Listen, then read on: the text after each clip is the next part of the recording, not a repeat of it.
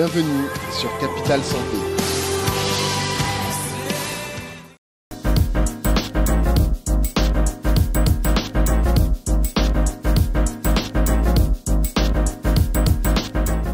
Le champ de la recherche scientifique dans le domaine de la santé s'agrandit au jour le jour. Des qualités thérapeutiques sont découvertes chez certaines plantes et contribuent à renforcer le système immunitaire de l'homme. C'est le cas de la noix de macadamia, surnommée la reine des noix. L'arbre qui produit le fruit est appelé le macadamier, encore connu sous le nom de noyer de Queensland ou noyer australien, d'où il est originaire. Pour cerner les contours de sa culture, nous nous sommes rendus au Rwanda, où le climat sec est un atout pour le développement de la plante. Notre expert est le gestionnaire de la ferme organique de la compagnie Airlis. Il est surtout conseiller en agriculture.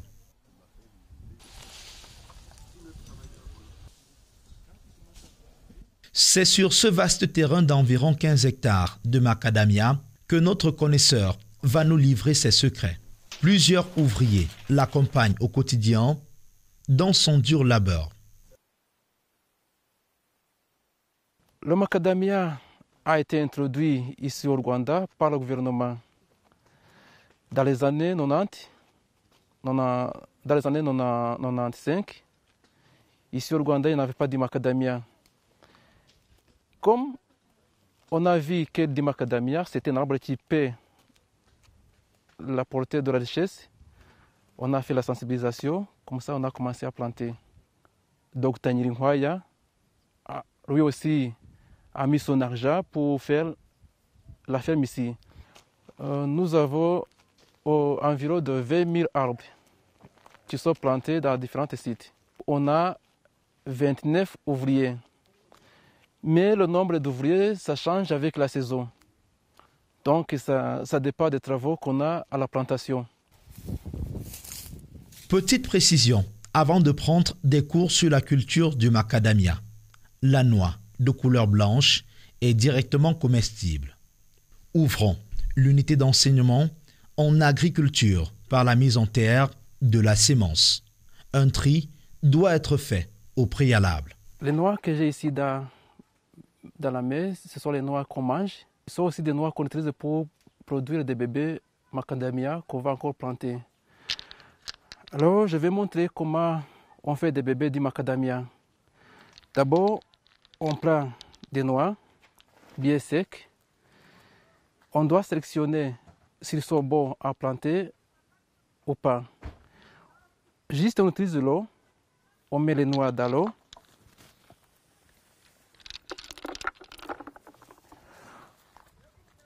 On laisse les noix dans l'eau pendant 24 heures. Après 24 heures, tous les noix qui flottent, on les enlève, on les met à côté. Et puis, tous les noix qui sont dans l'eau, après 24 heures, c'est ça qu'on va planter dans le sable. D'abord, il faut marquer là où je vais planter du macadamia.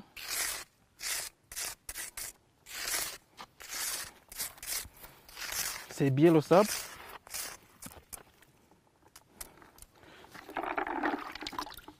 Et bien, je plante les noix. Je mets au sable.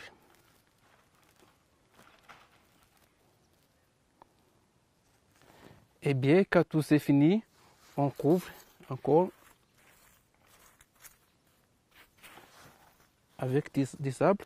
Donc, pour éviter que le soleil tape directement sur la noix qu'on a mis dans le sable pour le pousser. Pendant 3 semaines, la graine enfouie sera arrosée 2 fois par jour. Au bout de 3 mois, la plante présente déjà ses feuilles. 3 au maximum. C'est le moment de la transplantation. C'est comme ça donc qu'on va transplanter et mettre dans le plastique. Alors les bébés qu'on a transplantés, C'est ça qu'on va mettre au shade net, là où il n'y a pas beaucoup de soleil, à l'ombre. Alors, quand on a la taille d'un stylo, c'est là où on va commencer à greffer. Là, ça prend minimum 1 année et demie pour faire du greffage. Ça, c'est l'étape de la production des porte-greffes. Les semis de graines sont à l'abri du grand soleil à moins de 25 degrés Celsius. Jusqu'à 6 ou 8 mois, les ouvriers se chargent d'enlever les mauvaises herbes, remuer la terre pour faciliter la pénétration de l'eau et des biofertilisants. La période de greffe dure moins de 2 ans. Donc ici, on est à la phase numéro 3, la phase de l'enforcement. Les bébés qui sont là, ils sont 8 mois. On attend encore 4 mois pour être greffés. Eh bien,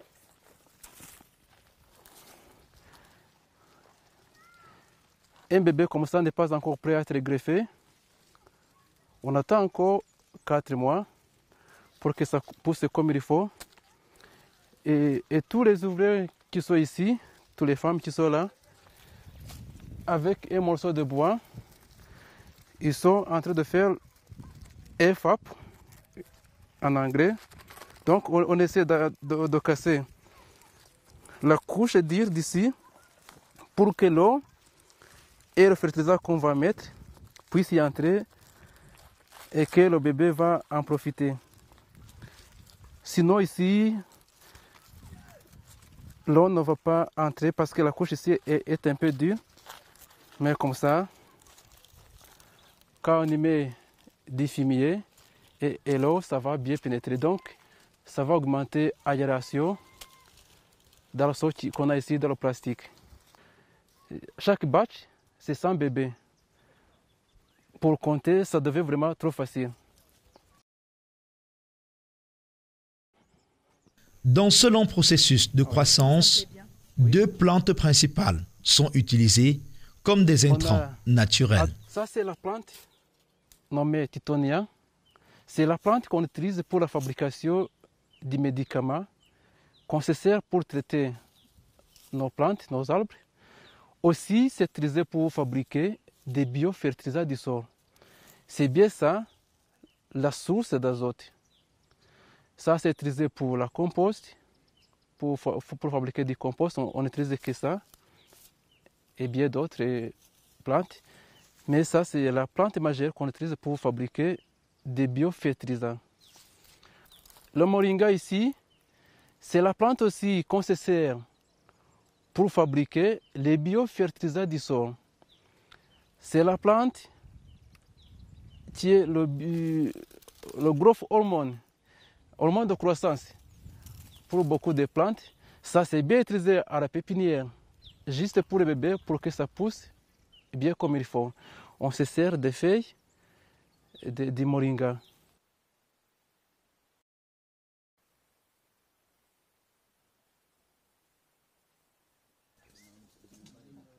Au bout de l'effort et beaucoup de patience, nous nous retrouvons au pied d'un macadamier. Le fruit passe par plusieurs étapes de croissance avant d'atteindre la maturité. On va voir un arbre de macadamia.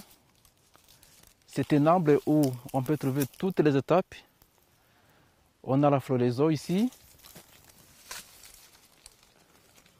Ça, c'est la floraison. C'est où? Ici, ça sont des fleurs qui sont déjà fécondées. Ici aussi, on a des fleurs non encore fécondées. Donc, on a la floraison, les petits noix non encore matures, et les noix qui sont adultes.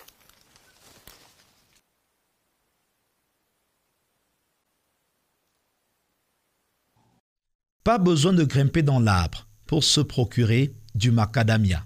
Une fois mature, et parfois sous la pression du vent, le fruit se déconnecte de sa racine. Selon notre expert, un espace minimal doit être respecté entre deux arbres. Entre un arbre de macadamia et l'autre, ici au Rwanda, on a adopté 7 mètres. Mais il y a d'autres plantations que tu peux trouver 7 mètres et demi d'espacement entre les arbres. Tout autour de l'arbre, l'espace doit être minutieusement nettoyé. Ceci pour faciliter la nutrition de la plante avec les biofertilisants et le ramassage des graines. Un fait marquant au milieu de la plantation, l'apiculture. Oui. On a installé un projet d'apiculture. On a fait l'apiculture parce qu'on a besoin de la pollinisation pour nos plantes. Aussi, on a besoin du miel de macadamia. Le miel de macadamia, c'est le miel le plus cher au monde.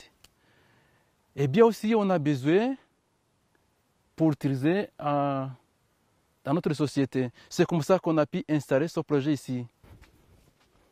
La deuxième étape dans ce long processus est le traitement du fruit macadamia. Une fois la collecte faite, au pied des arbres, le butin est acheminé dans un lieu où la coque sera séparée de la noix.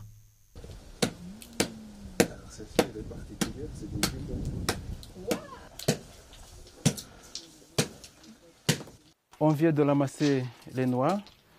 Après avoir ramassé, on verse. On a ici des équipes de femmes. Chaque équipe a 5 dames. Et chaque équipe a une cheftaine pour veiller toutes les responsabilités qui sont fixées par le chef de la plantation. Alors, les femmes qu'on a ici, les 2 équipes, elles sont en train de décortiquer. Mais toujours quand elles sont en train de décortiquer, il faut la sélection au même moment. S'il y a une noix qui n'est pas beau, qui n'est pas mature, on le met à côté. Et quand on décortique, on a la coque vierge qu'on a ici. Ça va être décomposé. Ça, on va mettre au compost. Et on a la noix qu'on va garder pour le stock. Et puis, les noix qui sont matures, on les met dans les sacs.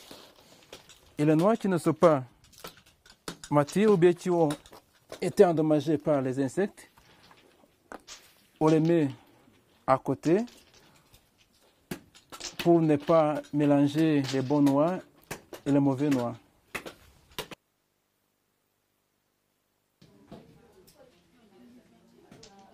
Les noix sont ensuite stockées et séchées pendant plusieurs jours.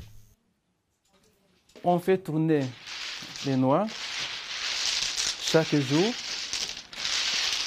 jusqu'à ce que la noix est vraiment sec et quand tu secoues, tu vois qu'il y a quelque chose à l'intérieur. Les noix qu'on a mis au stock, ça prend entre 5 à 7 jours pour être bien sec.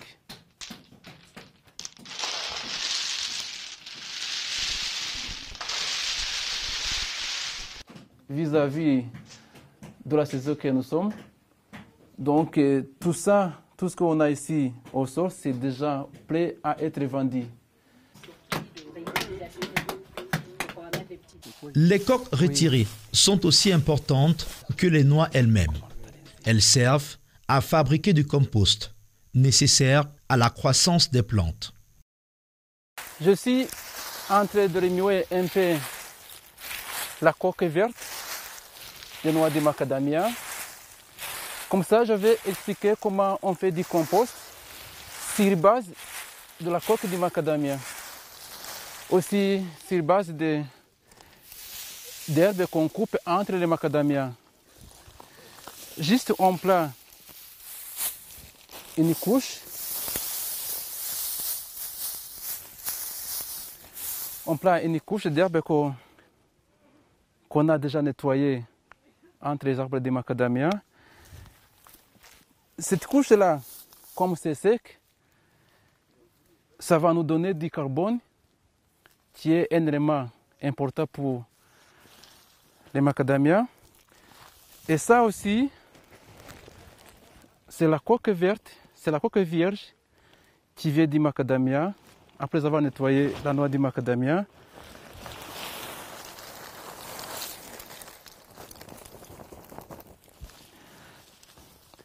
donc à chaque couche,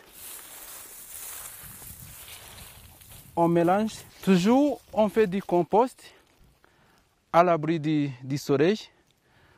Donc ici, c'est la zone où il n'y a pas beaucoup de soleil parce que c'est au milieu des arbres. Mais ici, pour finir la couche, parce que ça, c'est une source d'azote qui s'évapore aussi facilement, on doit couvrir avec notre couche d'herbe. Donc là, on ne va pas finir cette étape comme ça. On doit encore couvrir avec les herbes comme ça. Pour éviter l'évaporation de l'azote. Donc on va répéter toutes les étapes pour arriver à un tas qui est comme ça. Ou bien, si tu as un chaînette, tu couvres comme ça à la fin de l'étape. C'est juste pour éviter l'évaporation, mais ça doit aussi être aéré pour faciliter l'activité microbienne. Aussi, si vraiment c'est dans la zone chaude, on doit mettre un peu d'eau chaque semaine. Comme ça, la décomposition, ça va être facilité.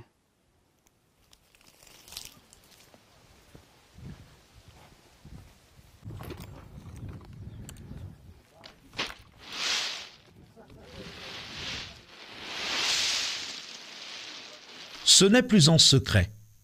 La noix de macadamia possède d'énormes atouts utiles dans le domaine de la santé.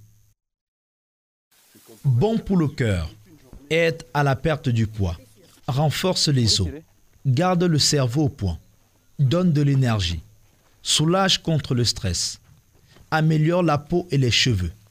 La liste des bienfaits liés à la consommation des noix de macadamia est loin d'être exhaustive.